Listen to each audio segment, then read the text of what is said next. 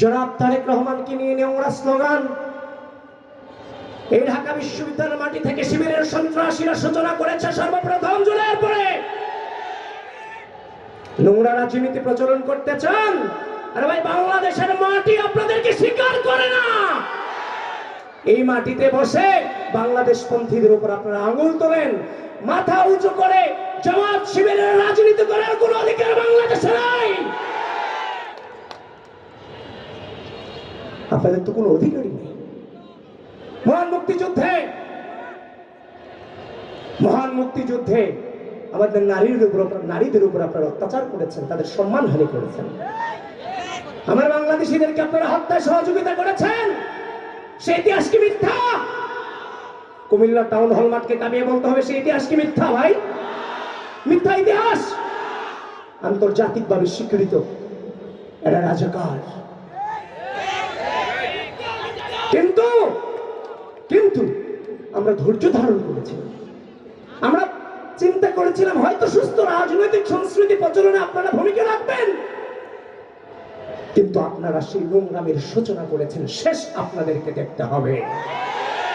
বন্ধুগণ, গত দুদিন আগে জামায়াতের আমিরের টুইটার অ্যাকাউন্ট থেকে আমার কর্মজীবী নারীদেরকে পতিতার সাথে তুলনা করা হয়েছে। প্রিয় বন্ধুগণ, পরবর্তীতে তারা বলেছে আইডি নাকি হ্যাক হয়েছে।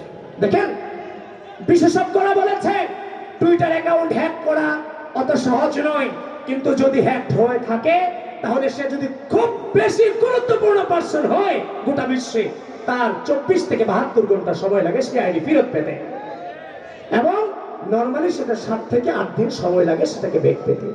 আপনি যখন পোস্ট দিয়েছেন, পোস্ট যখন ভাইরাল হয়েছে, পোস্ট ডিলিট দিয়ে এরপর আপনি পোস্ট দিয়েছেন যে আপনার আইডি হ্যাক হয়েছে, অত সহজ আপনার আইডি হ্যাক করে আবার আপনাকে দিয়ে দিয়েছে, ঠেকা পড়েছে। আজকে এটা প্রথম নয়, আপনারা দেখে থাকবেন কদিন আগে ডাকসুকে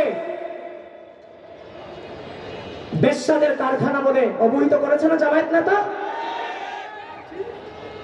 5 আগস্ট পরবর্তী সময় চট্টগ্রামে নারীকে লাঠি দেওয়া হয়েছিল। সে আসামিকে যখন গ্রেফতার করা হয়েছে, তার জামিনের পরে তার ফুলের মালা দিয়ে বরণ করে নিয়েছিল জামাত শিবির, মনে আছে? নারীদের প্রতি তার যে বিদ্বেষ পরতে পরতে প্রকাশিত হচ্ছে।